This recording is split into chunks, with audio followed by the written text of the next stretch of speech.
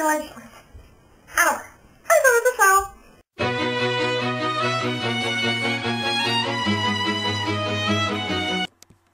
William Shakespeare was born April 23rd in the year 1564. He grew up in a town called Stratford in England.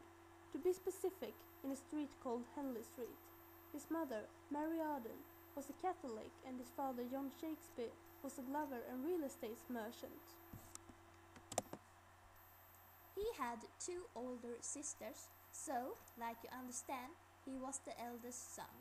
After him, a lead of 5 siblings came. There were a whole bunch of kids. He attended a school called Stratford Grammar School, though no one knows for how long he studied, but there are some rumors about it.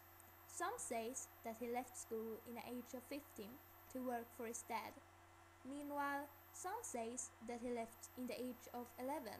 There's even rumors that he was a teacher. Talking about rumors, here's another one. There's some fact telling us that Shakespeare was poaching in Sir Thomas Deer Park, an action that he was gonna regret. November 27, 1582, Shakespeare got married to Anne Hathaway, who by the way was 8 years older than him. She wasn't really rich, so the most decisive reason to the marriage was the families, since they agreed very well. 6 months later, they got their first child, Susanna.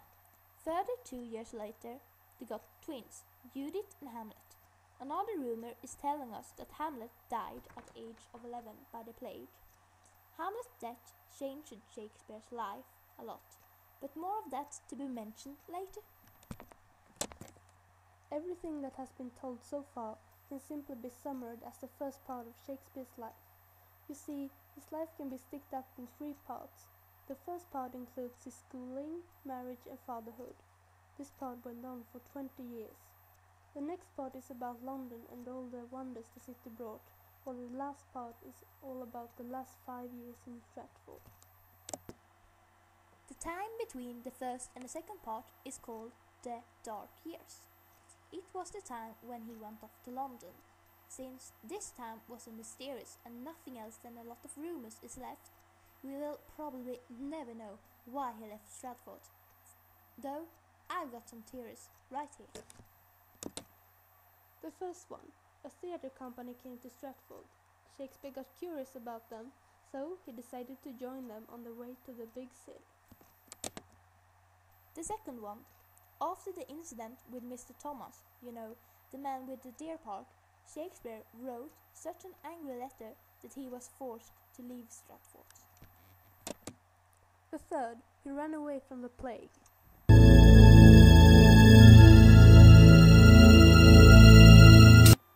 And ultimately, some other not so believable theories.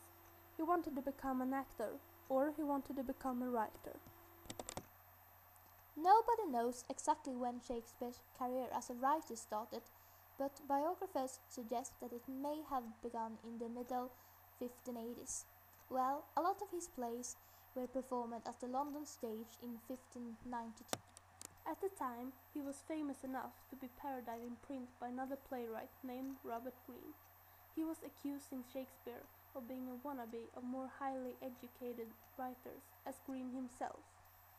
Greene's attack is the first recorded thing that mentions the existence of Shakespeare's theatrical career. From 1594, his plays were only performed by Lord Chamberlain's men, a company-owned group of actors, including Shakespeare himself. The Lord Chamberlain's men was soon the leading company in London. 1603, the group changed its name to the King's Men. In 1599, some of the company members built their own theatre called the Globe. The outdoor theatre was built south of the Thames, a very big river in London. The Globe was a very popular theatre, but in 1614 a tragic accident happened. As the play Henry VIII was performed, a fire started and the whole theatre was destroyed. It took 383 years before this monument was built up again.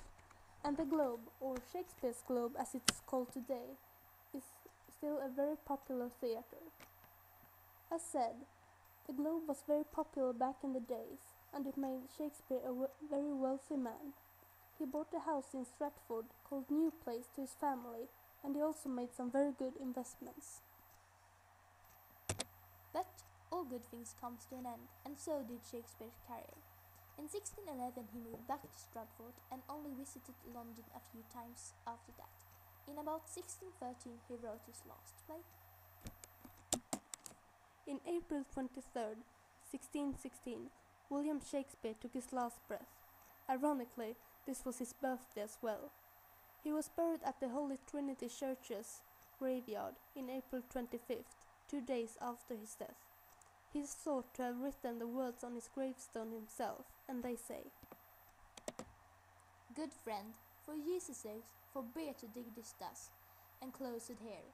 Blessed be the man that spares these stones, and cursed be he that moves my bones." Shakespeare wrote 38 plays and a multitude of poems and sonnets. Some of them got unbelievable famous. I mean, who haven't heard the quote, "to be or not to be," from Hamlet, and who would ever say Romeo without mentioning Juliet? As said, he also wrote sonnets, and here is one of his most famous, Sonnet 18.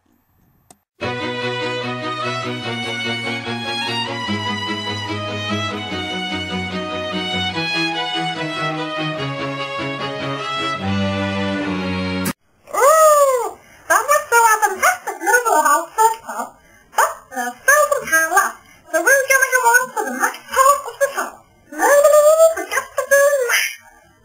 All the way from America, here comes the sweetest rifle and film to break up the brilliant book, Shakespeare's Life. Welcome, Anne. It's truly lovely to have you here. Hi there. Thank you. So, let's move forward.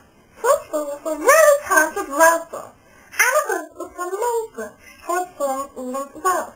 And why do you think he's so popular as well? Well, he used a very beautiful language, and his plays were very gripping. How do you know? Well, take Romeo and Juliet, for example. It's so tragic, and that's something you remember. I see what you mean. About the little woman trial to go up the power. Yes, and maybe some men too. Another thing I thought about is his poems and sonnets, since they probably were published in books. You can read them when he was dead as well.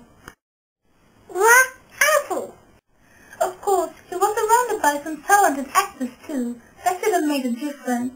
I mean, who wanna watch a play performed by a lousy bunch of actors?